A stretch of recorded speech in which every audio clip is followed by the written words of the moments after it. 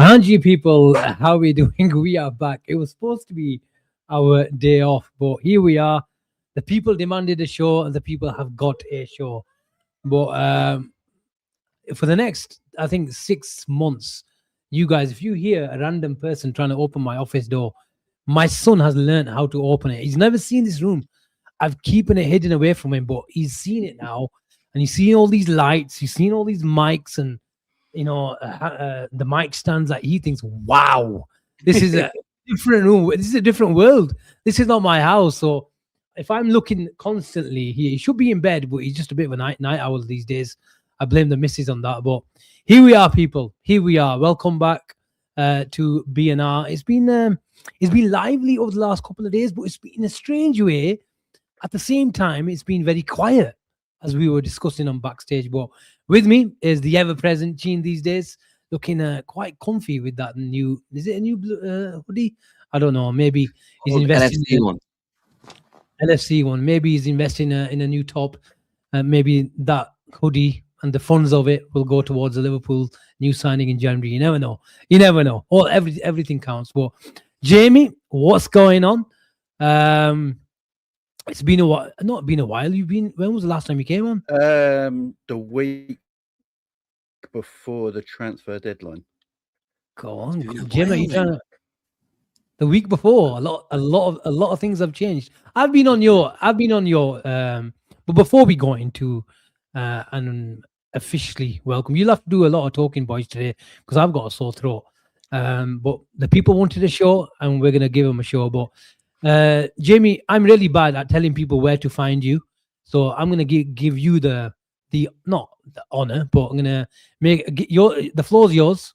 Where can people find you on YouTube and the rest of the socials before we go into the show? Because it's only right if people go over and support every single content creator on this platform. But you're on about 1 million platforms, aren't you? What's the other one that you're talking about? Yeah, so obviously get me on YouTube on Liverpool Chats TV, which I changed my name because it used to be Jamie Phillips Football Chats, but yes, I changed it because I just talk Liverpool, so it just made more sense to me. Change it up a little bit. Twitter is Jamie Chats Jamie FC. You can find me on Twitter there, and then I'm on Big Up channel, which is quite similar to YouTube. It's quite similar to YouTube. I do all my watch-alongs over there and my Vibes with Copy show every Thursday night, but it's good over there because it's different monetizations and you don't have copyright, so you can show highlights of games and stuff. What did you say? Is more money then there? Gene, head over. Should we head over?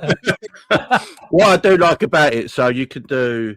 They give you all the highlights of what game you watch. They give you the highlights of that game 24 hours later, so you can do a recap of that game, showing the actual highlights of the game, so you don't get copyright or anything. So it's kind of cool. Head over, people. YouTube, all the socials. Big up to Jamie, and head over to his Big Up channel as well, and show all the love and support that you guys always show to all our people coming on BNR.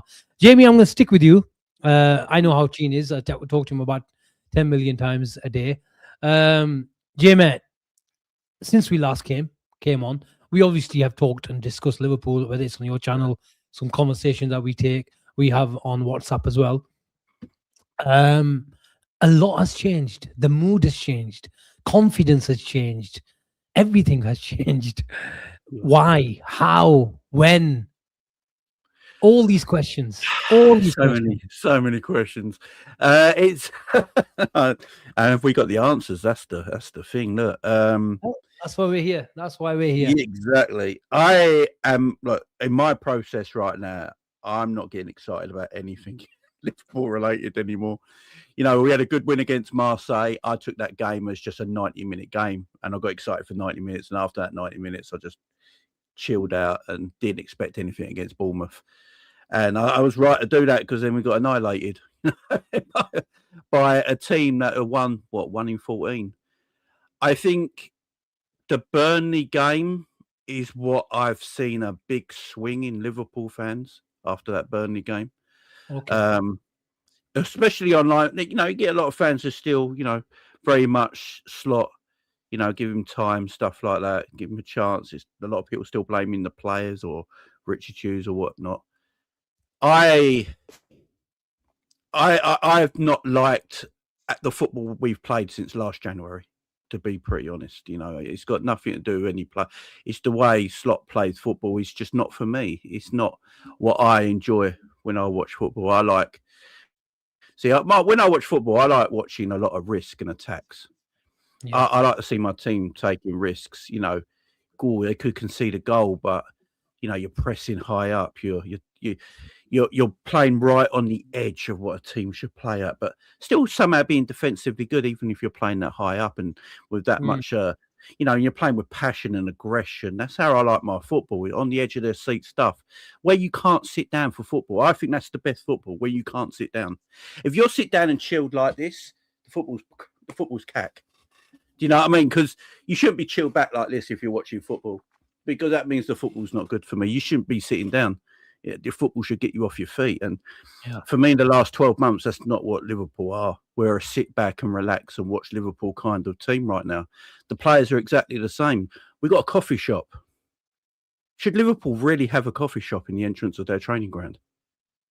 It's a relaxing place to go. It's where it's such a new age thing. Maybe it's because I'm an older guy, but it's such a new age thing, you know. Opening the door and everyone's chilling out at the coffee shop. Yeah, nice to see. How you doing? Yeah, little taps, dab, dab, dab. You know, it's all too friendly. It's all too friendly, and you see that with the Jamie, what do you want them to do? Like enter the AXA building and fucking have a fucking the AXA building. rugby tackle someone the moment Salah walks in. Yeah, go straight into training. Just I don't want you seeing it. Do you know what it is? It's because I'm peed off because how bad we are. The coffee shop might not actually be an issue, but it looks bad right now because everyone looks so friendly. No, the team's friendly. We're friendly players. You know, I think Gravenberch would rather help an old woman across the road than put in a tackle. You know what I mean? That's how I feel right now watching Liverpool play. Do you know what I mean? And there's a lot of negativity in Liverpool right now. And I think, you know, and I think that negativity comes from the manager that has seeped into our team. And that seeped into our players. And that's now seeping into the fan base. But it all comes from the top guy. We always say a club is run by the image of their manager. And our manager is quite boring, if to be truth. You know, he's quite boring. He doesn't take accountability a lot for himself at times as well. He'd rather throw a player under the bus than take responsibility for an issue. You know, he's not, you know, we're in a particular point in time now where I don't see the problem just throwing a few youngsters out there. You know, get like the Liverpool crowd can see a few youngsters coming on the pitch. We like that. We like seeing the youngsters given a go right now. The way the football is, I don't see a problem with it. I'd love training only to play 90 minutes because I can't watch McAllister no more. I literally can't. The man can't move. Right? I watched him in the World Cup final, actually running box to box, looking athletic. Now it's just like when Flacco at the end of his Liverpool time, when he just one day woke up and he couldn't run no more. But obviously, training only just play 90 minutes. Why not? What's the difference going to be? Is it going to be that much worse? Just ain't like that would just cheer me up. But right now, it's just we are sit back, relaxed, watch Liverpool, don't get you off your feet, sipping double espressos, not making any challenges. That's basically what Liverpool are right now. We're boring. Jamie's hit a double shot. He's slot out and he's a coffee shop out as well. Look, the coffee shop won us a title last year, man. So I don't wanna take that away from him either, if I'm honest with you. But look, I know where he's going with this, though, Asim. What he's trying to say is that we're just a fucking bunch of goody two shoes in the whole squad, and I've been saying this for a long time. I want aggression in our players. I want to see somebody. I want a crunching tackle here and there. I want us to go to the ground. I want us to be nasty because there's too many nice guys in our team, and I don't like it. You look at other teams. You look at Arsenal. They're all a bunch, 6-footers, all ready to fight for each other. They've got that nastiness about them. And I want to see some. Look, I'm not saying become a dirty team. I'm saying if if any of your player is down, needs help, other players putting one on him, fucking go and stick one on him. That's what I'm trying to, that's what I've always wanted that. There's a reason why I wanted Ordonez, because I know how good he is in terms of that. He's not going to give a shit about nobody. He'll put one on you. And this is where the league is sort of going. We need physicality in our team. And I get his frustrations, because this is another thing. When you're playing shit, Asim, when you see a player, not putting a tackle, it pisses you off 10 times more, because you're like, fucking go for him. We're already playing shit. The least you could do is have the energy and have the desire and have the the nous to go in and do something about it, rather than pussyfoot out of a tackle. It just pisses off. And that's another thing that's getting to the fans as well, that we're a team that's just I mentioned the word PUSSY yesterday. Fucking team, that's what we are at times. And look, I've been coming on for the past 2 days and having a rant. Yeah, the last thing I wanted today was fucking go on one. Yeah, I'll be honest. I didn't want to go and have a rant at anybody. So look, it's just a shit show right now. Everywhere you look, this team from top to bottom has got problems. From the manager, from the players, from the hierarchy. This is big issues. Jamie, go on, Jin. And no, look, I was saying, if you look at the whole structure of this football club right now, it's a mess. And you're going to have to need another 500 million in the summer to even get close to sorting this shit out. Mm-hmm. Jamie, you mentioned that the manager's boring, the brand of football is boring. But you're talking about intensity, aren't you? You want intensity. You want to be at the edge of your seat. That's what you're talking about.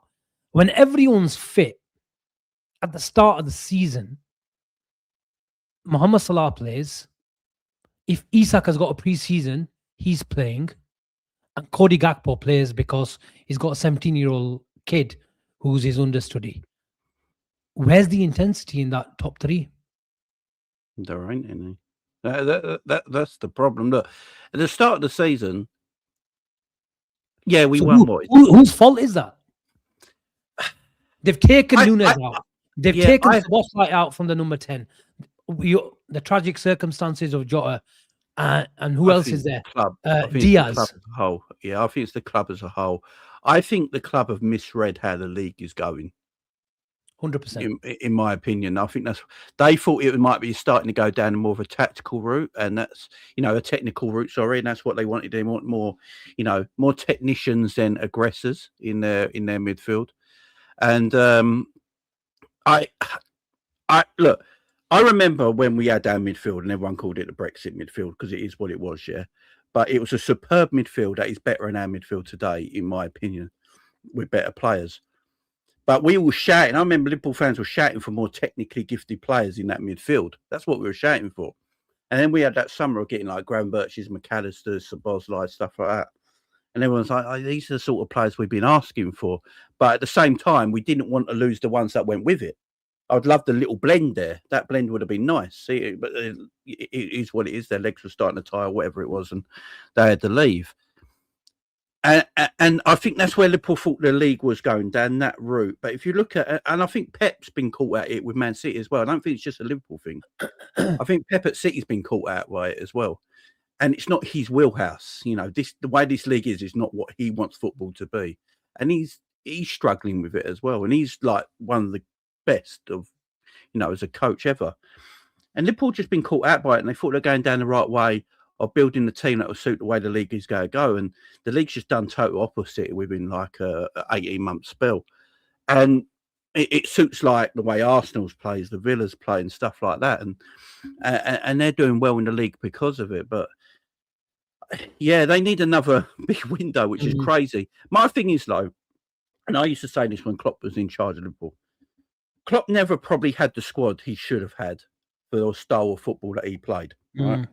He never got backed like Slot got back this summer, you could mention. But what Klopp was great at was hiding people's weaknesses. That's what he was great at. He would hide our players' weakness but show their strengths.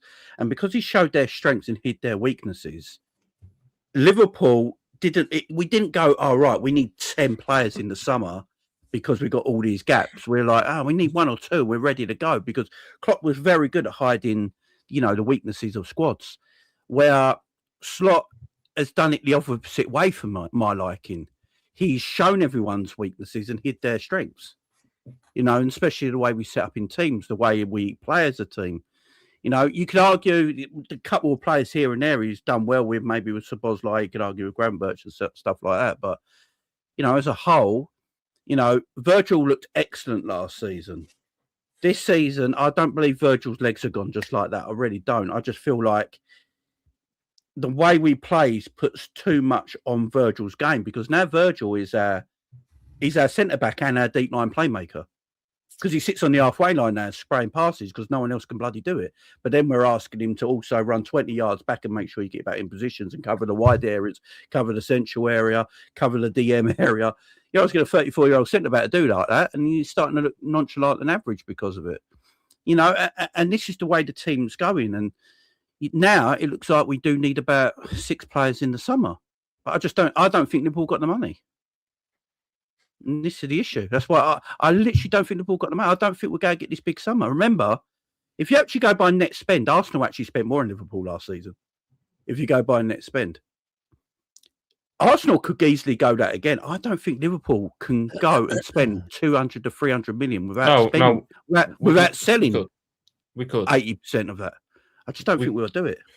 Welcome, Tom. Welcome, Tom. I was going to welcome you, but if you want to go straight in, it's just that a football club doesn't make 800 million quid worth of revenue and then not be able to spend. Whether they choose to spend or not is a different kettle of fish. But the football club has the funds there, as it's had the funds there for how many years, especially if they get Champions League football, which is a whole separate topic. It's whether they're willing to spend it, and I think that ultimately the hand might get forced, because this season has opened eyes on certain things. I agree on the point of Van Dijk. Certainly, we had there was the same narrative around Van Dijk 3 years ago in that season under Klopp where we came 5th, and everyone was going, "Oh, look, Van Dijk's washed. He's finished. He hasn't bounced back from that ACL. Yada yada yada." And it turns out that when you make a defender have to face double the amount of shots and double the amount of dangerous attacks, he can't just stop them all. He's going to concede more of them. So, because we're conceding more attacks, we're conceding more goals. We've conceded 80 goals since the turn of 2025. 80. That's bad. Like, there's been multiple. I've done the math. There's like 7 or 8 games where we've conceded 3+ goals. Well, Tom, there's a narrative running, especially today on Twitter, that it's just individual errors. That Liverpool just simply don't have the players. It's not the manager's fault. He can't really do anything, and I can buy, a bit of that. I've always said from day dot when I saw Liverpool playing against Preston that I saw it from day one that off the ball, I think the manager has got those passive principles since day one. Even when we were doing really well, when Liverpool was struggling, it was generally because of their passive structures. But we got out with it because we had those magic moments, and the manager has been wanting and talking about those magic moments this season.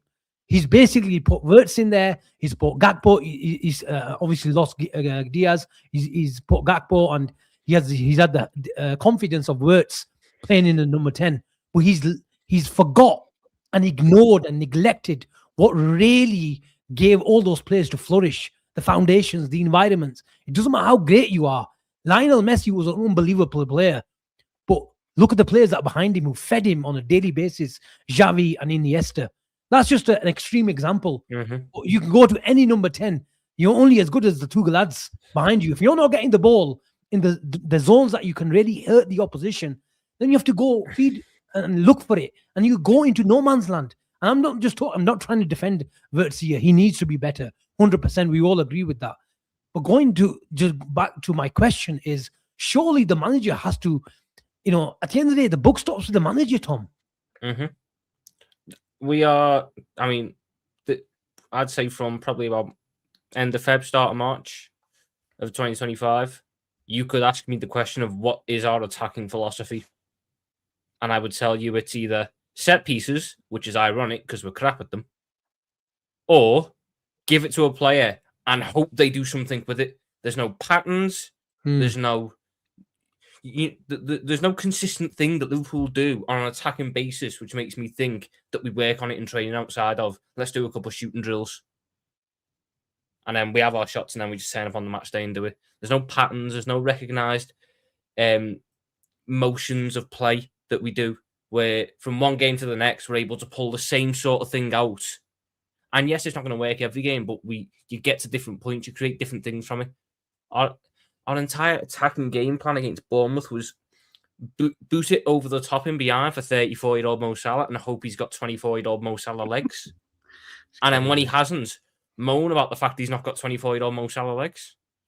But then he dropped him because he weren't good enough. So why go back to that game plan then?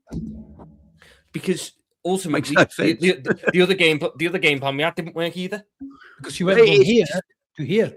Yeah, it's just that's what happened. I literally feel like with Arne Slot and with Liverpool right now, I feel like they think we've just been unlucky this season.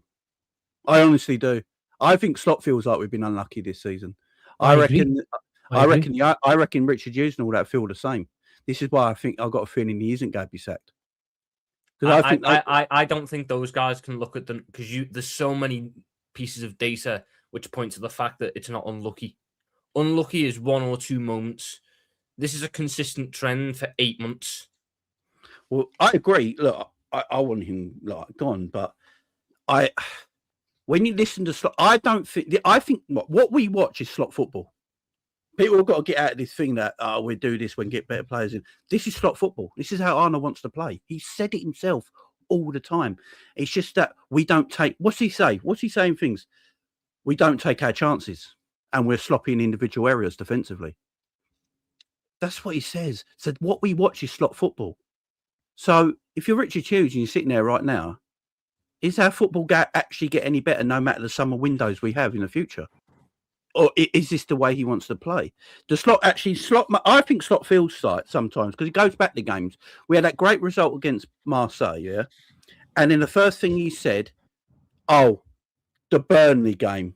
There's not much difference. We just took our chances in this game. He couldn't just sit on that game and go, yeah, we played really well today. Really happy with the boys. He had to go back to that Burnley game, which tells me the football we play is the way he wants to play. And he feels like we've just been unlucky, not scoring the goals. Because he brings it up all the time, brings his stats up all the time. One of the highest teams at creating chances in the league, XGs, all this sort of stuff. I believe Slot feels like we've just been unlucky this season. And I don't think the football changes at all. The individual errors thing, though, loses me because individual errors are partly a confidence thing. Exactly. When your confidence is up, you make less errors. Yeah, exactly. Which is why look at Arsenal. The moment the pressure starts to get on Arsenal, the moment there's a bit of oomph about them, players start making mistakes they weren't making. With us, the pressure's been on, and the lack of belief has been there for this entire season, basically. So these individual errors have been happening game after game that weren't happening last year when there was the confidence and the belief. So we can't sit there and blame individual errors because you're the one, as the manager, who's supposed to cultivate the positive atmosphere and the positive belief. Definitely. But when you're having arguments with the guy who led us to a title last year, very publicly, for rightly or wrongly, it's a very public, very it's not pleasant to have happen when you've got all these other things going on at the football club. You've got things hanging over your head and you cannot get that positivity. Individual errors are going to creep into the game, especially when certain players, and I get, again, nothing's confirmed, but I get the feeling that certain players are just resigned to it. Certain players know they're untouchable, for one. Certain players know they're not going to be taking out the team regardless of how they play. So on that basis, where's the desire to keep pushing yourself on and on and on and on? Because why do I do that when I can just, ride the wave of being what I am and I won't get dropped? Who are those untouchables, Tom? I'd certainly think both your centre backs are. Your left winger. He won't drop either centre back. Left wing was and is for the large part, but he's showing a willingness to play someone out of position there until the 70th minute and then bring Gakpo on. And I also think that I know he's been a bit patchy and you get some really good moments. I think Gravenberch knows he's undroppable as well. And you just get spells with Gravenberch where it's a bit we need a bit more. We need a bit more. It doesn't shock me that the one position that we've really had decent cover in this year in left back has been the position where the standard outside of KKS needing to adapt to the team has probably been the highest. Even when Curtis Jones started to seriously stake his claim for that left central midfield spot, whose performances suddenly took a decent turn up for a little bit. Alexis McAllister. Competition breeds quality. We have no competition, not because players aren't there. You can create competition with Rio. If you play Rio and Rio plays well and fans start to back him and fans start to sing his name more, Gakpo is going to sit there and go, that's a bit of competition for my game time now. I'm going to have to up it, because guess what happened last year when Gakpo had competition for his game time? He upped it. Now, Gakpo is a very limited footballer. Gakpo was a fantastic guy to chuck at the back post. It's like in basketball. He's your perfect pick and roll guy. He's going to get a height advantage on the fullback, and you can put long crosses and long balls into him every time. You'll knock them down, and you can work around that. So, and again, there's just been things this year that have tactically happened. Like, I don't get why we insist now on having, when he had Trent Alexander-Arnold, who, he is what he is. But when you had him, who was one of the best inverted fullbacks on the planet, you refuse to invert him for large parts of the season. Yet when you get a hold of Jeremy Frimpong and Connor Bradley, you decide that their best position is standing next to the striker if we're up against a low block. And then you wonder why we seem to not have many shots, because the guys you want shooting are as far away from the goal as possible. So all these things that add up, and I don't see... people aren't giving me a good reason. They're giving me reasons. They're not giving me a good logical reason outside of he won me a league title last year as to why he should stay. The only argument is he won a league title last year and Liverpool aren't a sacking club. Liverpool aren't a sacking club. FSG are sacking owners. They've sacked 3 managers already. I don't think they'll now decide to stop at 3. If it gets bad enough, they'll sack him. So that idea that we're not a sacking club, sure, the institution isn't, but the guys who now run the institution are. And they have shown that very abundantly. Which leads me on to Ben Jacobs. I think he's been talking today. I'm just going to quickly read it. I don't know if you guys have caught it, but the chat keep on telling us about it. Ben Jacobs on Arne Slot. Liverpool retain the backing of Arne Slot. I think Liverpool's plan is to review things at the end of the season. It would be a surprise if Liverpool made any kind of mid-season change. Results have to decline considerably. Liverpool haven't had their head turned by the availability of Alonso. They had him as one of the leading candidates before Slot was appointed. And it probably is fair to say if Slot goes at any point, then Alonso will be one of the leading candidates, if not the leading candidate. But Liverpool are not thinking of replacing Slot yet. They want to back him. Alonso would like to manage in the Premier League. Do you know what my favourite line from that whole thing is, Asim? The results would need to decline considerably. It goes what I said then. They believe the club's just been unlucky this season.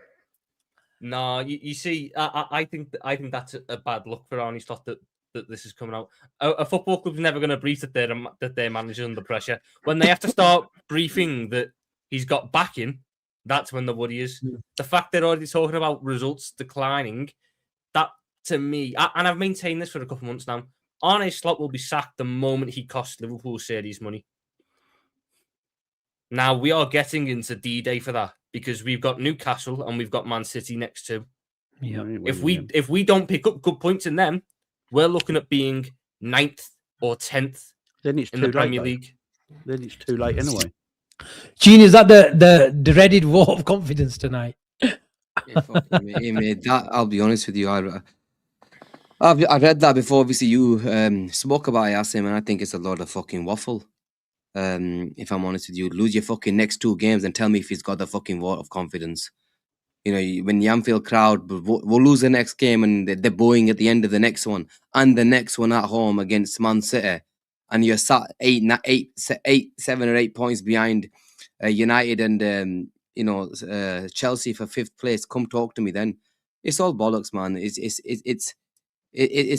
just trying to calm the fans down. He's going to be here. That's it. Accept it. No one's accepting it.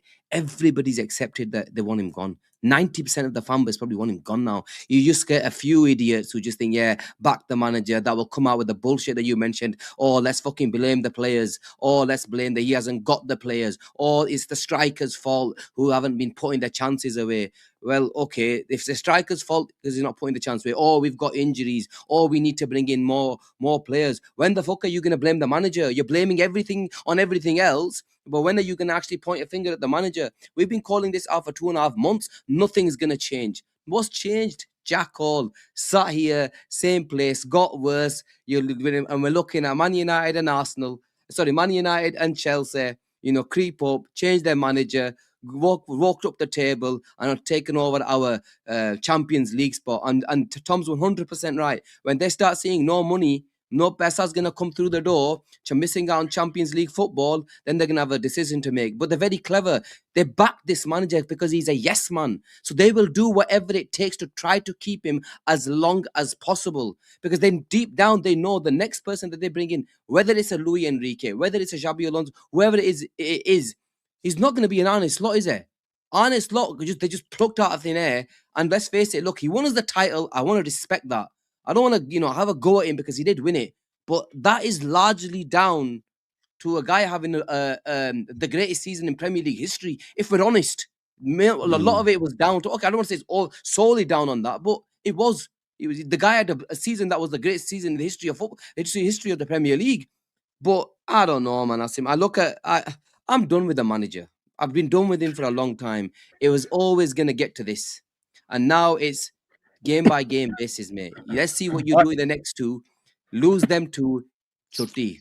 I will be shell shocked if we lose it against Newcastle and Man City that is still in a job. And forget that, lose against Karabag and miss out on that top 8, and then it'll be a completely different thing.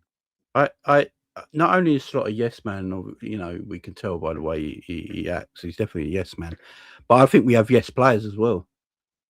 Cody Gakpo will do anything Slot tells him to.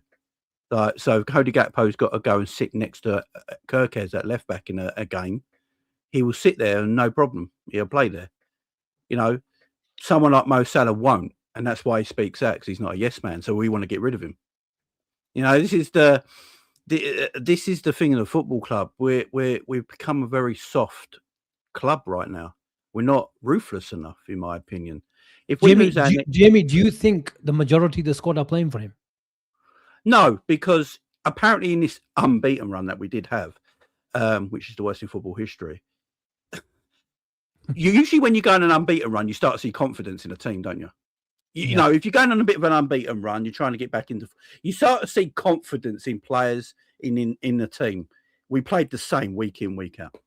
There was no difference. No matter who played, who put in, the players played exactly the same way. Team played exactly the same way, attacked in the same way, defending in the same way. The players that are playing right now look exactly the same form-wise. You got Kirkez. I think Kirkez has improved in the last month or so because he's actually told him to stop inverting, which is not the hard. Why he had him doing that in the first place, I don't know, because he's actually a pretty decent left back. Just let him be a left back. Ekitike is, he looks like he ain't listening to the manager at all. He's just doing his own thing, which I appreciate. He's trying to change stuff, trying to do stuff. You know what annoys me, though?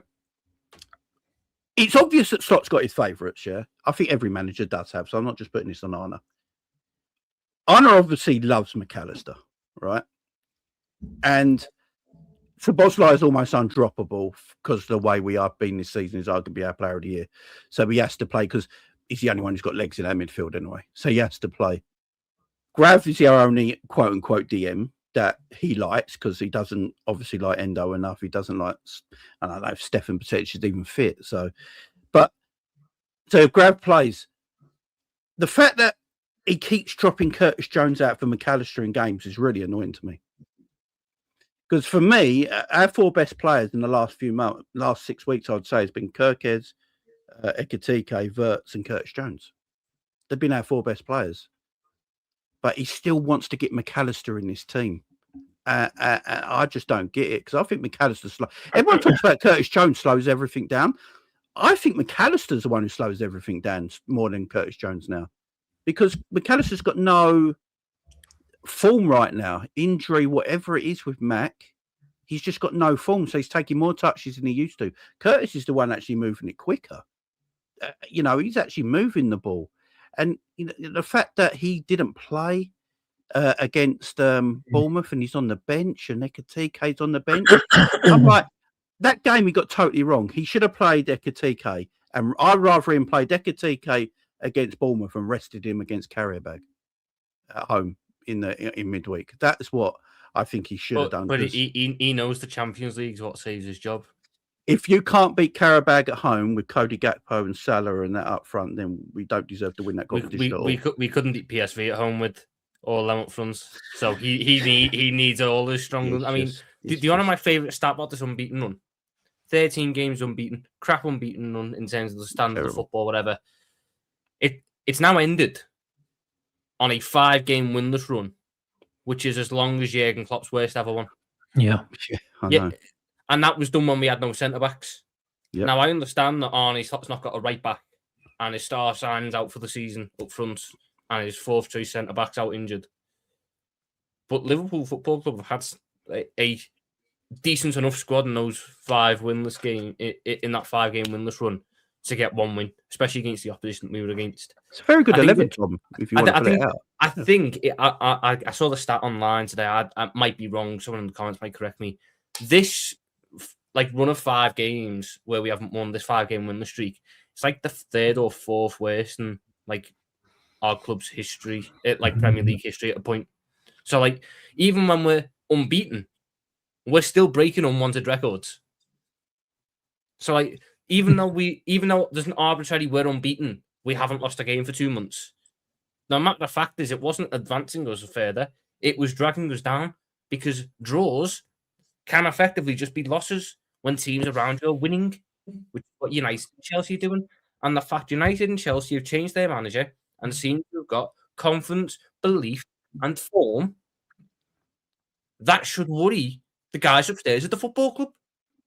And that should, if you jump the gun, you might jump the gun on this.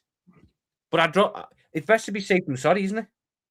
Do we really think Arne Slot is going to suddenly make it click with this team after near on 12 months of subpar standard of football? It's now just going to click, because I don't think it is. I think that the writing's on the wall. He's changed system already, Tom. He's changed system 6 times, and then it goes wrong once, then he reverts back to a system that doesn't work. That's the thing that gets me the most. Whenever something goes wrong, he goes back to a system that doesn't work. Because it's his system. That's the one he wants to play. That's the issue. He doesn't want to play them other systems. He played the diamond. He played the 4-4-2. He's played the 4-3-2-1 against Brighton, which I thought worked quite well. The moment it faces a little bit of hardship, it's back to the 4-2-3-1 with crap principles and incredibly easy to play through out of possession structure. The fact that the Bournemouth player could run 74 yards unchallenged on Saturday because no one was there, because we had 4, no one, everyone else in the box. We don't get the ball in the box, and then we go, oh no, what are we going to do now? It's it's the basic principles of coaching, and these were all the things that you were lauded for. So why is it when you get your hand on this, is more so your squad, more so your philosophy, more so your tactics, I see less of what you were renowned for? Yeah, exactly. I've said it this season. I've said it a number of times, and people don't like it. We're in Arne's second season, and it shares an alarming amount of similarities to Erik ten Hag's second season. It does. It shares an alarming amount in terms of structural problems, in terms of player relationships and player morale, in terms of the way he acts towards the press and acts towards the fans. All this together, it's a lot like Erik ten Hag's second season. And that was a shambles. And they stuck by him. We can't make that mistake. We cannot make that mistake.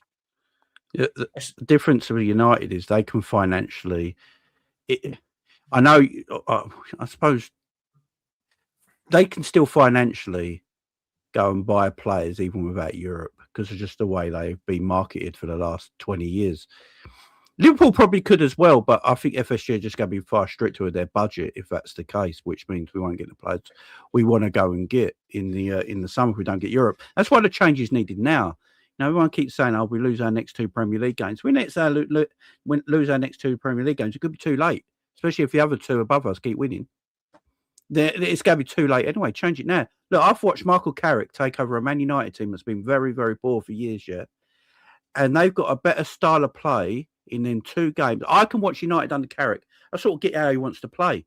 I can't, and I've seen Slot for a year now, and I don't know what he wants to play. You know, I've got them players at Man United who wouldn't run or do anything or press or anything with in the last few years, and they're running and pressing and want to listen to a coach. So I've said this for years now. I think the top end of the game, you don't need to coach players as much as you used to. It's about man management now. You do need to coach them, though. Because no, you need to coach them. You don't we don't even need to be coaching them. Don't do what you want, lads. Do you know what I mean? You don't have to do the heavy coaching that you once did. It's almost like an arm around, get them going, make them run for a brick wall for you and all that. You know, these guys wouldn't even cross the road for Slot, if you ask me. Yeah. Do you know what I mean? So a change is needed. We just want to be happy again as fans as well. You can tell the players want to be happy again because there's no way in hell these players want to play this slowly physically on the football pitch. Yeah. Do you know what I mean? But Jamie, I want to change. I want to change today. If someone gave me a choice, Stevie coming in just to unite the fan base. For me, Stevie is not a long-term option. 2 months ago, I said, Stevie, no. I want someone with more coaching credentials. But right now, because of the desperate situation that we're in now, I want someone like Stevie to come in. Yes, someone else to help it. Maybe if he brings in 2-3 lads, I don't care. As long as Liverpool are happy and he's happy with his team. But I do sympathize with Slot in a sense of I don't think he's been given enough tools this season. I've talked about his structures. You can talk about the £450 million, but I think when Frimpong was a great signing, but he's not a Trent replacement. And you're going to tell me that who is a Trent replacement? But if you're going to try to stick with the same principles of the right back staying in there and letting your left back go, or letting your right back go and letting your left back stay in the first phase, then you need those profiles. It's not a coincidence. You mentioned Kirkes. It's not a coincidence Kirkes has been looking better as a left back. It's because he's starting higher in the first phase of attack. But if you go through this team, now we'll obviously have a discussion whose fault it is in terms of Slot having the lack of tools. Maybe he should have been a bit more vocal to the hierarchy and saying, give me some more players.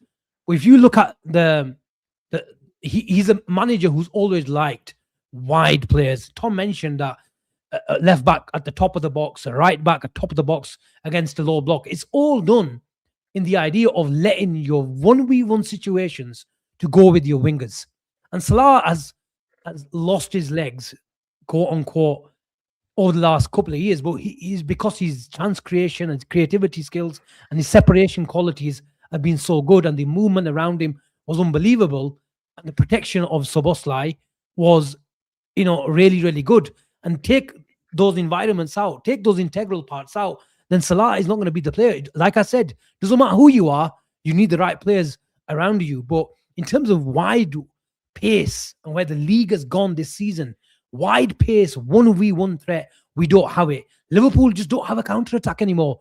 Especially, you go last season and watch the goals that Liverpool scored. So many, and the manager's been talking about magic moments. Liverpool, exactly. Brighton game is a perfect example. They played well, and we just took it out with the 10-15 minutes of Kloppism. We had the players to have a counter-attack. And maybe that's one of the reasons why they looked at Semenyo, but obviously that is a different conversation. Anything else, look at the team. Physicality. We don't have the physicality. We don't have the intensity. I've just mentioned, take a load of players that we've lost, especially in the department up front. You're going to lose everything. So I know it opens up another, and the centre-back, we just don't believe in buying centre-backs. No, Leone was a kid, but how many centre-backs have we bought? We've been talking about managing Van Dijk's minutes for the last 2-3 years. We've been talking about Joe Gomez and his questionable injury record for about a million years. Kanate muscle problems, million years. We just don't like buying centre backs at the club, and I've been crying out for, if you want extra physicality, extra intensity and size to deal with the Premier League, the throws, the set pieces, where the league is going right now, then you needed a profile of player of like a Hinsa and Capie, a Calafiori, a Guardiol, who can pass it out in midfield to the midfield when we got, because we're a possession-based team. We have a lot more. We still have a lot more possession-based possession, but now team allows the ball because they know we can counter them. And when it comes to 78 minutes, these guys are going to be done because they won't have any energy. So just to go back to my point is, I do sympathize with him because I think he's been given a short straw to an extent in the summer, because we desperately, if you're telling me we were going for Gehi, now he's an opportunistic signing and Liverpool don't fancy him as much, wherever you are in that argument, you can't tell me that Liverpool wanted someone, even if they didn't really want him, but they wanted him. That's a fact. And then you don't want to deal with the centre-back area department a year later. That's a like joke. That doesn't make sense. It's a joke. It's a joke. Look, with Liverpool obviously knew they needed centre backs in the summer. That's why they identified the ones they went for, and obviously left it too late with Mark Gay. Look, I watch a lot of Italian football, and I watched Leone play the year before we got him, and he's going to be great. For me, if he didn't get his injury, he would have played a lot of games this season instead of Kanate when he was going through his spell. Who's this? Leone, Giovanni Leone, if he didn't get injured, because he's going to be a superb talent. The fact that Maldini and guys like that in Italy come out and were going mad that he actually left Italy tells you everything. He's a talent, man. He's going to be superb for Liverpool, but he's still a youngster. But you needed a bit more experience and leadership to go with that. And that's why they probably identified Gay, because they saw him at a good price as well, the year left on his deal. England international, arguably England's best centre-back. And they probably thought and he's a leader, he's a captain. And he's a good footballer as well. He's played in the DM position in his time before as well. And professionally, he can play out from the back well with his passing. So Liverpool identified that player and probably thought he'd be good. But obviously, Liverpool played a silly game and waited till the 11th hour, and they thought they got their man and got the rug pulled out unfortunately for that. With everything else, you are right. He was left short. I do agree. For me, it's still a fantastic window. It's still a fantastic window. Tom is desperate to come in, but hold it there, Tom. Hold it there. It was a fantastic window still because of the players we got, obviously. But he was left short. But someone lied to someone, because if Arne Slot wants to play with this, because I think Arne Slot wants to play from the midfield more than the defence. He wants because that's why he wanted Zubimendi. He wants a ball-playing midfielder that you build from the midfield and then you build out towards back in again. Or that's the way he wants to play. So he didn't get it. So he decided to use the defence last season. Last season, you had people like Robbo still can do that. You got Trent who could do that. You got Virgil was good on the ball as well. So he could do it last season. This season, he's still going about with the same kind of system that he did last season defensively. But then you go and buy Kirkett and Frimpong, who are not that. So either Richard Hughes has gone, I'm going to buy you two young fullbacks who's going to be at Liverpool for the years to come, full of energy, full of pace, attacking fullbacks, the way fullbacks are in today's football. They're all attacking. They all get on the edge of the box. They're always like the centre forward in teams and stuff like that. And that's what he went and got. And Slot had no say in it, but then continued to play them like they were Trent and that of previous year when they're not, is bad coaching from Arne. And also, you need more discussions in the boardrooms, how you're going to play season on beyond season to get the right players in. So I think there's a blame for everybody. I still feel like we are one of the worst coach teams in the league, even with the players we got. I think another manager would come in and coach these players better because they are quality players. These are not rubbish footballers at the end of the day. He's just not getting the best out of them. I don't think the players enjoy playing his football. if you ask me. I don't think they enjoy it. They don't ever smile. They never look happy. They don't run. We walk everywhere. It's like a walking marathon with Liverpool. We just walk. Like we all walk. It's arrogant. Oh, you don't have to press. We just walk. We won the league last year. You know, it steeps down from the manager. Slot is extremely arrogant. You know, winning the league and going to Ibiza in the middle of the season. It's just like motorboating girls on deck chairs and stuff like that. What are we doing here? You know, this is what our manager's doing in Ibiza. It's crazy. You know, the rest of the boys have gone to Dubai for a week. You know, Virgil's gone, right, boys, the manager's gone away. We're going to go to Dubai for a week. Like, what are we doing? Still got 4 games to play. You know, show some professionalism here going into next season. Yeah, it's just crap, man. It's crap. Tom, hold it there. Hold it there. I know you want to. Let's quickly go through the supers. Gina smiles means me khusha. Alex asked, where's Ben at? Ben is in Spain for some family reasons. He's not been sacked, as Chris is saying.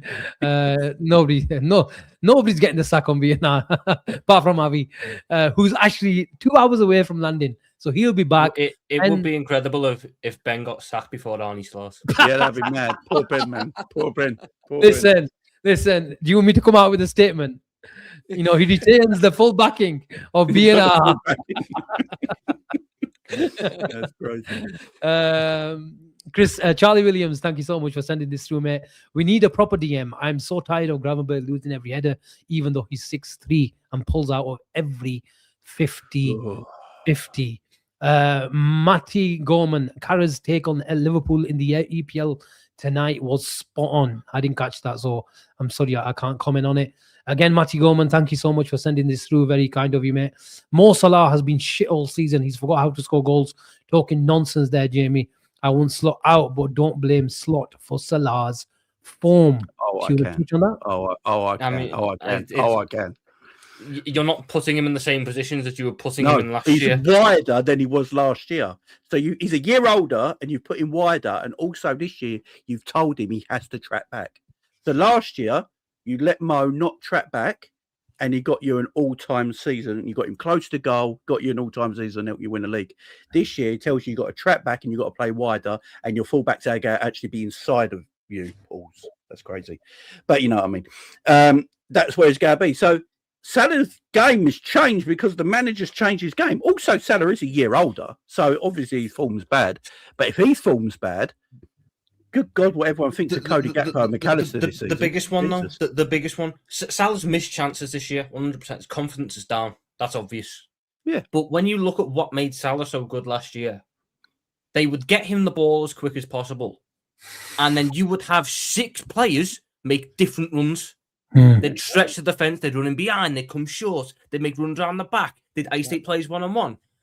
And it would all be set up to A, put Salah one-on-one on the corner of the box, and B, to have guys making runs in positions so Salah could look up and go, what decision do I want to make now?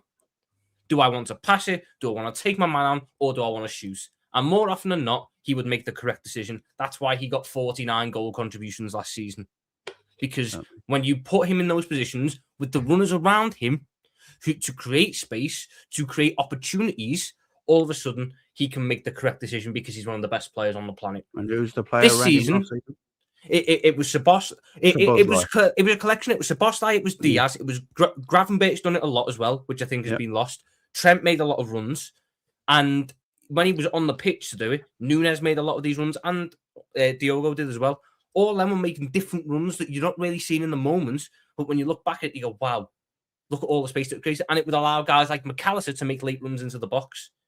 This season, he has to stand on the touchline like he's Mark Albrighton playing for Leicester City, get the ball to feet, have 5 players in front of him, while Szoboszlai and whoever stand behind him going, go on, lad. Go on. We're not going to run. Go on, take them all on.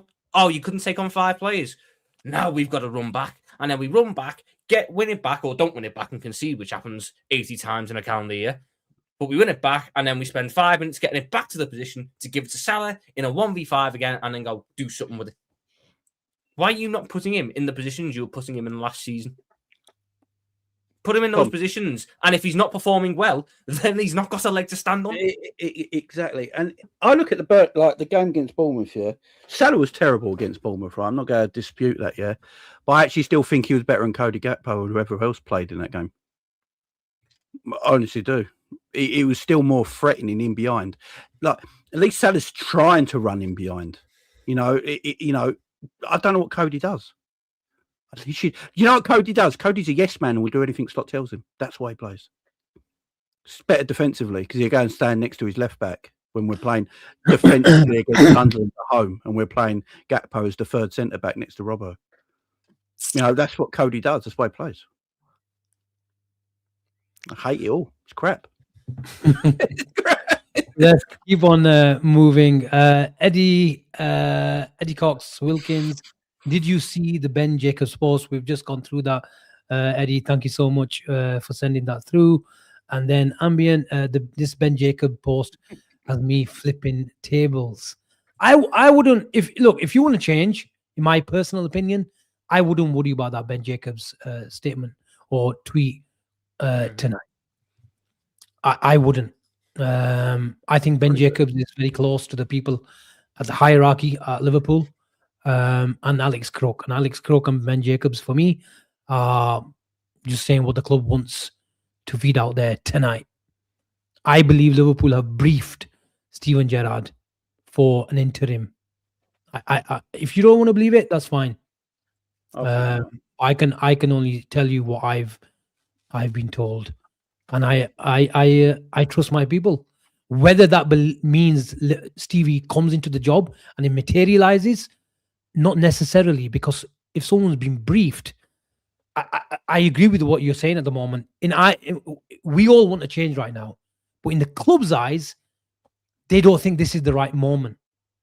And for me, if it happens for the same thing, the pressure cranks up for another week or so, we draw, kind of like Gene said, we fall out of the top 8 in the Champions League, we lose or draw against Newcastle, we lose or draw against Man City, I would be very, very surprised if he's still here, because the toxic levels of the pressure and the anger will be too hard to control, even through like a little statement through Ben Jacobs, because that won't suffice. Believe you me. What? Why Gerrard interim now? Lose on Saturday, Asim, and sorry, you lose on Saturday against Newcastle at home, and you'll shove that statement up their rear end, mate. That's where it belongs. People will not care about the statements. If you think that statement has anything is going to calm the fans down or anything like that, it's already toxic. People are messaging, "Oh, the fans need to get together. We need to all be in this together." No, mate. People that are slotting, you crack on, you do your thing. People that want him out will carry on doing their thing. But the truth is, the guys that said 2 months ago that, you know what, it's time for him to go, they were right, because it should have been time for him to go. Now we're sat here, you know, like I mentioned yesterday, it's a fucking joke, mate. Sat here, you got United and Chelsea ahead of us in the Champions League. What are you going to do now? Wait a couple of more games, window shuts, and we're sat in 8th position, mate. And then, let's pull the trigger now. Sure, what was the point of fucking pulling that trigger when the window's gone and everything is gone? The new manager can't do anything or bring anything. At least he would at least give him the opportunity to do something. But regardless, a new manager comes in, we will get a new manager bounce. I guarantee you, a new manager comes in, I say Liverpool get that bounce, and we will make a proper fight. At least make a fight for the fucking top 5. Then just give it up and say, here, Manchester United, you've been shit all fucking season. You sacked your manager and give them a free run at getting top 5. They get top 5, we miss out.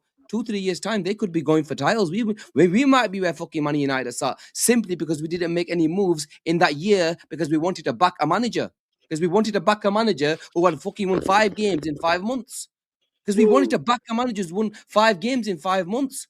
But it's okay to let's throw, some of these. If we're gonna, if these players have got credit in the bank that have been playing for this football club for 8 years, yeah, the Van Dijks and Salah, we're giving Van Dijk and Salah shit for months now, saying you've been shit, you're not been good enough. Yeah, McAllister's who's delivered as a title.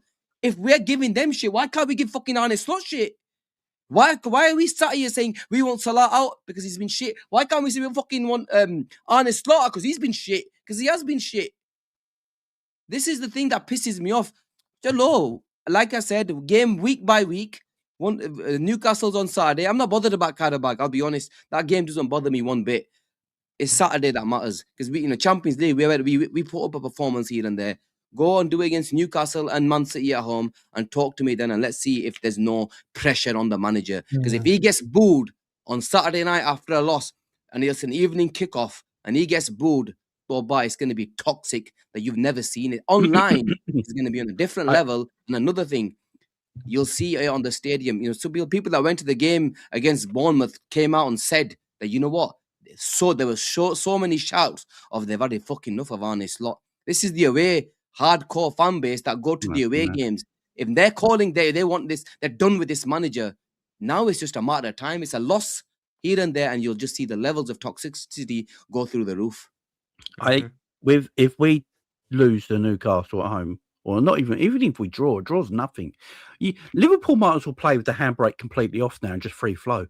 Just go for it. Because what have we got to lose, really? You might as well just go for it now. Stop worrying about, because as soon as kickoff starts, we're worried about losing games of football. We set up a team to not lose. Slot don't set up a team to win. He sets up a team not to lose, and the players playing that mentality. So it's very hard to switch it on and off during games when you play like that week in, week out. He's just got to go to the boys now. Go, look. Go out there and attack. Go out there and play. Free flow. Just go. Enjoy yourself. Whatever happens, I'll take all the blame for it. It'll come down on me. None of you boys. All you boys go out there and play like you want to play. I'll take all the crap for this. I'll get in front of the cameras and take all the blame. Don't worry about it. And that's see a difference. But if you don't, and we just get another draw, I wouldn't be surprised if they look at that City game as like must win. And they sack him before the City game if we don't beat Bournemouth. The thing with Stevie coming in, which obviously it will cheer the whole Liverpool fan base up. Anfield would be rocking if Stevie was there in his first match in the dugout for that first game. Anfield would be rocking. Do you reckon Stevie will let Gravenberch get away with not pulling out of tackles? Do you reckon Stevie's going to? Yeah, you keep doing that, son. You keep pulling out of tackles. No, he's going to let him know, ain't he? He's not going to let him stand for that. Do you reckon he's going to keep letting Cody cutting inside as soon as he gets the ball? Cody cuts inside when he's a centre forward. He goes out wide to cut inside. Do you know how crazy that is? No, like Stevie ain't going to stand for that. I just think Liverpool need a change up.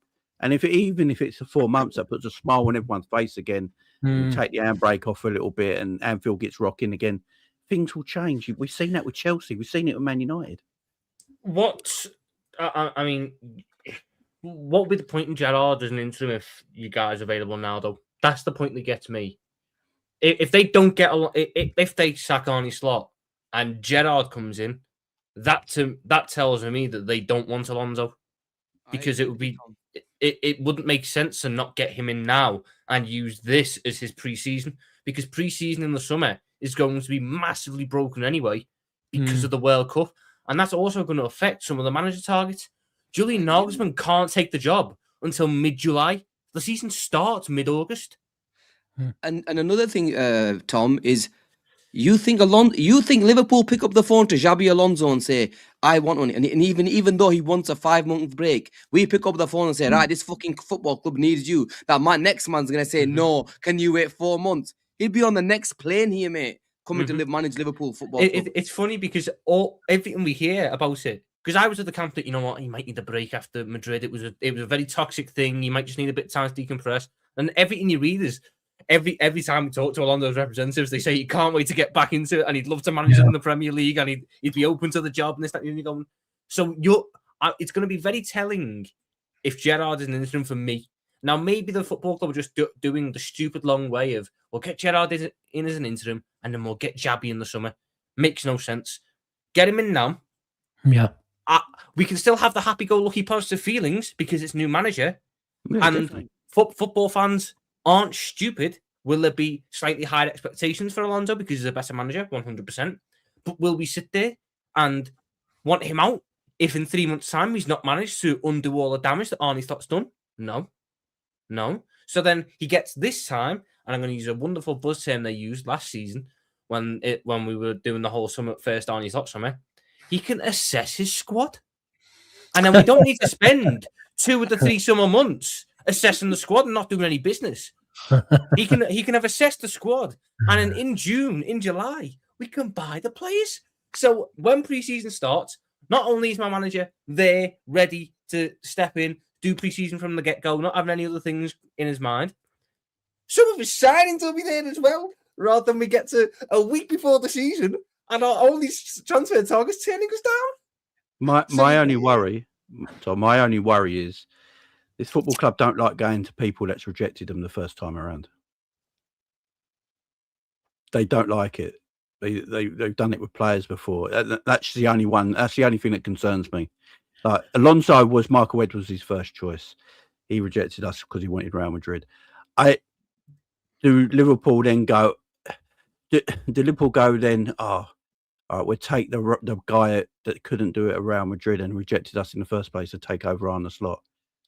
Now, I would obviously have him, but Liverpool have been known for that, ain't they? So that's my concern. I do think Liverpool like Nagelsmann, what I've heard anyway. I think they like him. Again, the problem is he's not going to be there till the World Cup. Obviously, Slot came in after a Euros as well, but he weren't part of an international team. But that sort of hindered maybe our transfer work that summer. But no, I'd get Slot in, Alonso in. I'm just worried that the club have moved on from Alonso and looking at something else, another target. But that would be having pride and having ego. And there's a very real chance that we could be 8th in the Premier League. What pride and ego do I have to sit there and go, oh, you turned us down before? I don't want you. I'll sit here with no one. And then we'll get no money. And then we'll be 2 years further back rather than just accepting that. Because you know what it is? There will have been an acceptance if Alonso had taken the job at Liverpool when he got offered it. That Real Madrid would have happened afterwards. So if our owners aren't looking at this as the perfect opportunity to have a manager tied in for 7 to 8 years, if he performs well enough, because for him he's not going to want to go back there, then they're not. Because Nagelsmann, as much as I'm a big Julian Nagelsmann fan, if there is one man that has been on his knees to join Real Madrid for a long time, it's been Julian Nagelsmann. So best believe he came to us and was great for 2 years. Bear in mind that would involve him leaving the Germany job, which he might not even do. But let's say he came to us, great for 2 years. Real Madrid decide they want to go a different direction. Or even we get to the summer and Real Madrid decide, you know what, Arbeloa, we're going to go get a proper manager and we're going to go get an experienced manager in. And then Nagelsmann, we sat there waiting for Nagelsmann and then he doesn't come to us. And then we're left with nothing. And then we're sitting there scrambling around looking for any options. The opportunity has presented itself. He was your first choice target 2 years ago. He is what, and because of the situation we are in, we need a great manager, which he is, but you need someone who is is going to endear himself to the fans and bring the fan base back together. Now, Nagelsmann is a great man manager. Luis Enrique, fantastic. He'd be my first choice if he was ever available. But they don't have what Xabi has, the connection with the fans. And I think that the way it's gone this year with Slot and the games that I've been to this year, the disconnect I felt with the manager. If you get a manager coming in who feels that connection, who the fans can feel with on the pitch and off the pitch, that goes a long way. The fact that, I mean, you said it, the away fans, the ones that stand through thick and thin, if they're starting to turn on this manager and they're starting to question the manager, the writing's on the wall. The writing's on the wall. So who is winning by us delaying this decision outside of Chelsea and Manchester United and Newcastle and Brentford and Sunderland and every other team that's within 5 points of us because we're sitting there doing nothing? So Liverpool might be already talking to the guy who wants to be the new manager.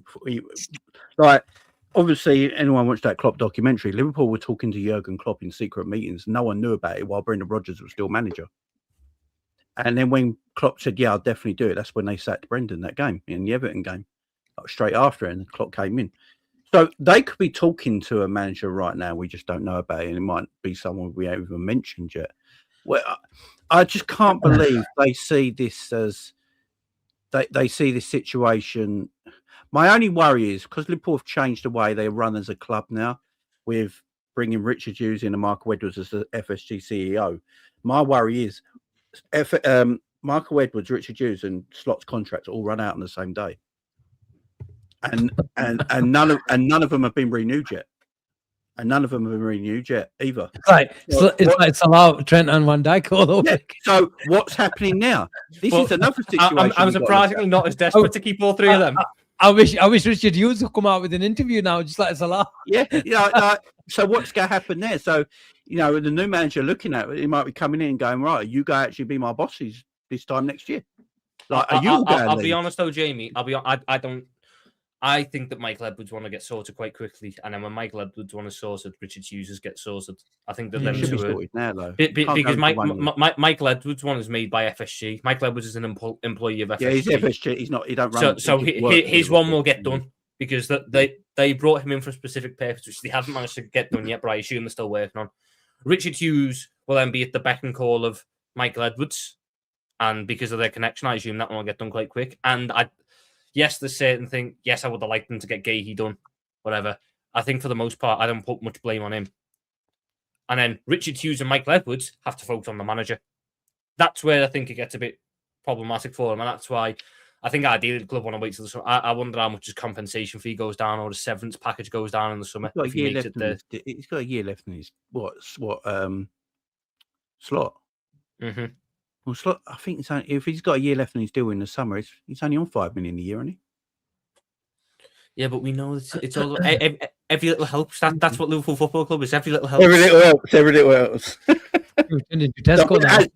Yeah, Tesco. That's it. That's what we are. Every little helps in the summer. Yeah, I don't think it is a worry though if you are coming in as a manager when your two bosses have got 18 months left in their contract, and they'll want to know because that's who's in charge. They're going to want to know are you two going to be here this time next year when I'm here? Are you signing up? I do think that is a thing we should be talking about a little bit more. That's going to be under the radar.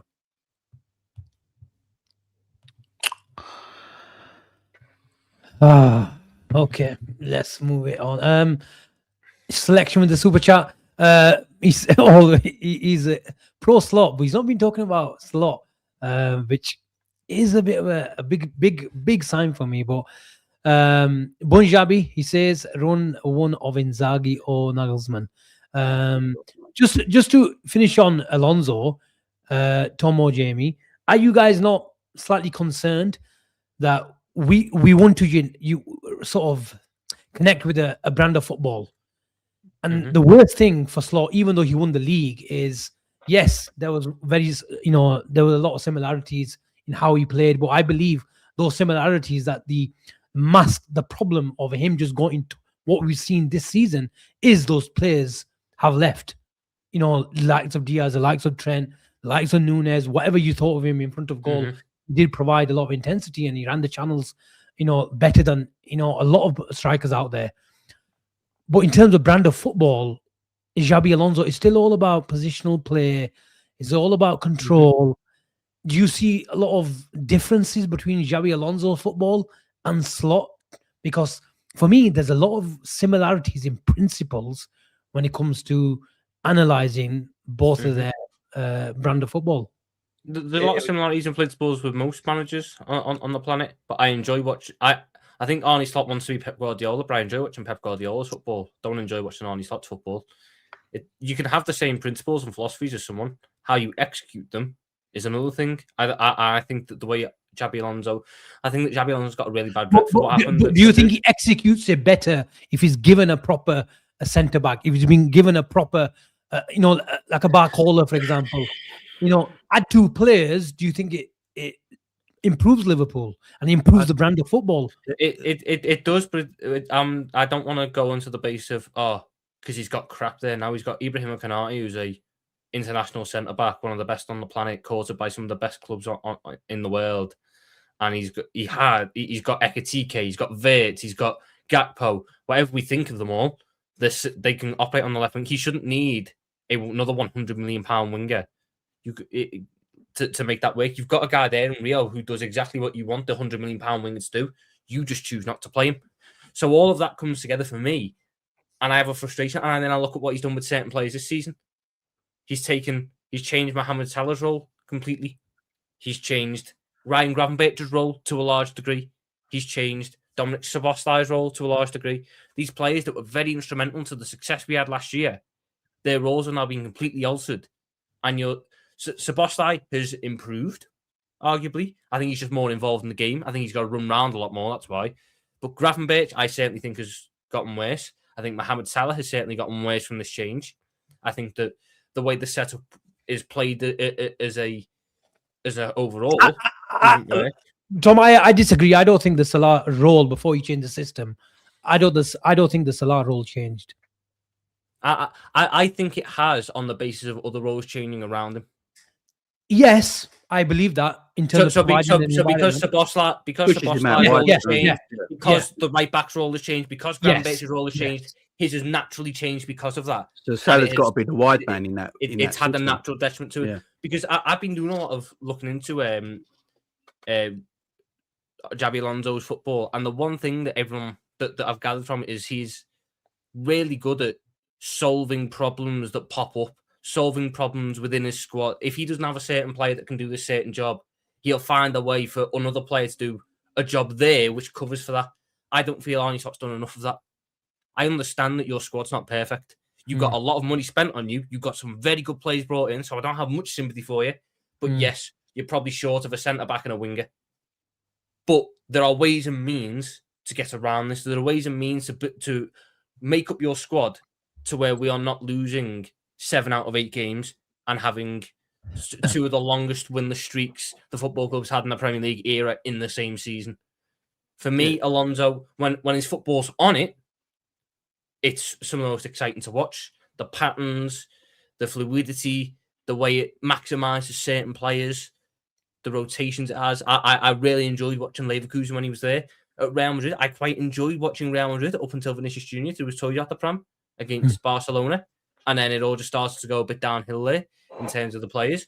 I've always enjoyed watching Xabi Alonso's football. So that side of it doesn't worry me. And then the fact that I from what I've read and from what I see, he's a fantastic problem solver. I mean, he played 4 different formations in the Club World Cup because different problems were generated each time because of his squad makeup. So he would address them. He couldn't do the one that sticks out for me. First game, he tried to play the 4-3-3 with the left back coming inside, and he realizes that Fran Garcia can't do that. They target him.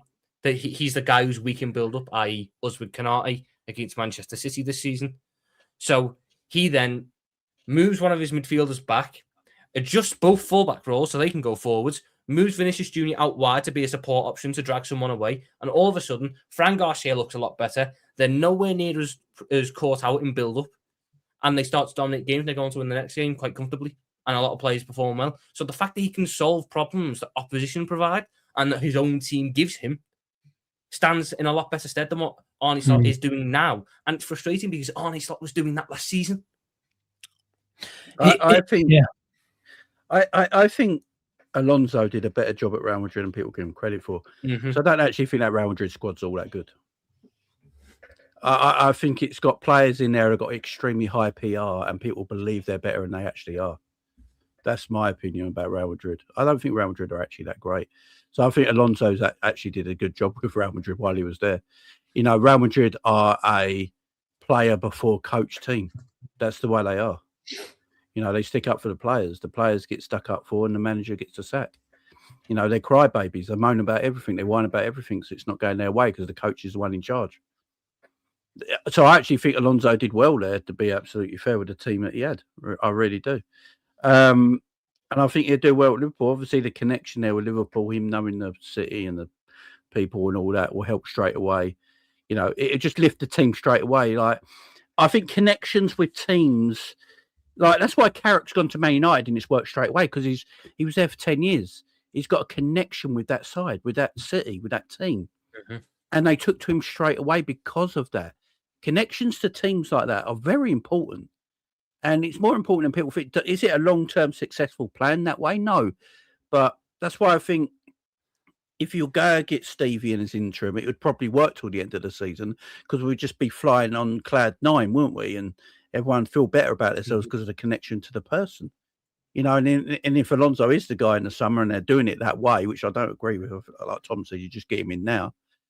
again, he's got a connection with the football club. It just picks everyone's morale up straight away. We're all happier. You know what I mean? We're all look, we're all down in the dumps. We all sit back in our chairs watching Liverpool. No one gets off their chairs.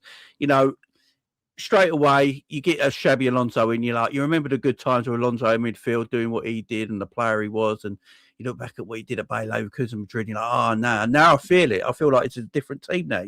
Your morale's up straight away. The players' morale will be straight up. We just need. I think our team is also a lot more. I don't know what the correct term is, but the way Xabi Alonso wants to coach, he's a coach. He's a top coach. He wants to really implement his ideas onto players, and he needs them to do a lot of things. But if they do these things, it'll work. Liverpool's a much better environment for that than Madrid is. We don't have the egos. We have the fan base that's a lot more willing to buy into that because it's a project. It's a proper project, isn't it? I think Liverpool as a club wants projects, but it's projects that we can stick by and believe in. And I think that the one thing Arne Slot always showed, even when he was successful, and I'm not saying that the fans hate him, but and it's always a hard thing to follow on from Klopp. But I never really felt the same connection with Arne Slot as I felt with Klopp, as I felt with Dalglish, as people have felt with the managers before. That emotional connection to the fans. I feel like Slot's always been searching for that. I feel like if Alonso comes in, he knows that. And I think that's half the battle with Liverpool. I think that's half the battle. We have a very good team. We have a wonderful stadium, wonderful facilities, whatever. We're a club in a very good spot. Half the battle to work with Liverpool, and it's not a very tough battle, is to get the fans on board with what you're doing. Get the fans on board with your project. And I think Alonso would have no problem with that. And you get the fans on board and you get the players on board, I think you're flying. And I think that this season, for whatever reason, there's a multitude of reasons. Some of them are directly Slot's fault. Some of them might not be his fault. I just think that we've veered off the path on both of them. I think the players aren't fully bought into what he wants to do. I think the fans aren't fully bought into what he wants to do. And when you're off-road on both courses, there's only one outcome. And I just don't know why there's so much delay on the matter. We'll soon find out. Okay, people, really, really good conversation tonight. We were supposed to have a day off, but then Jamie, obviously, always putting his hand up, came at short notice. I saw Tom in the chat. I go, you know what? Let's bring him on. And I'm really happy I messaged you as well. So thank you so much. Tom, are you still doing your videos on YouTube? Where can people find you, man? The channel is still there. Surprisingly, I've not wanted to do many this year. But it's Tom Little with a is the Amarim video still up? Oh yeah, I still make money off that one. When he goes to West Ham or something, and then fans start saying stuff, I hope I'm still a top result. Jamie, tell the people, man, the guys who came late, who didn't see the introduction, where people can find you, bro. Yeah, so Liverpool Chats TV on my YouTube channel, and same on my Big Up channel as well. We find Tom over there with me on Thursday night sometimes as well. So it's good fun over there, man. There's you can get away with a little bit more. you can talk a little bit more free. Let's put it that way.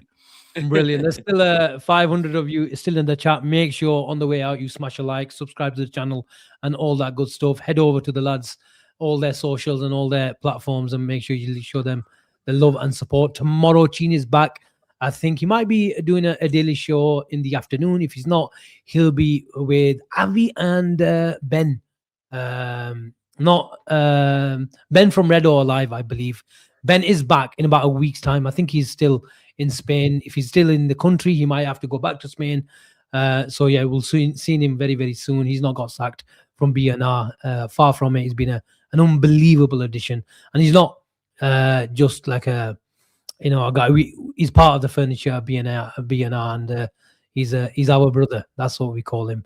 So yeah, Avi's back later during the week. Big up to Tom. Big up to Jamie for joining us tonight, and we'll catch you in the next one. Take care and good night. Peace.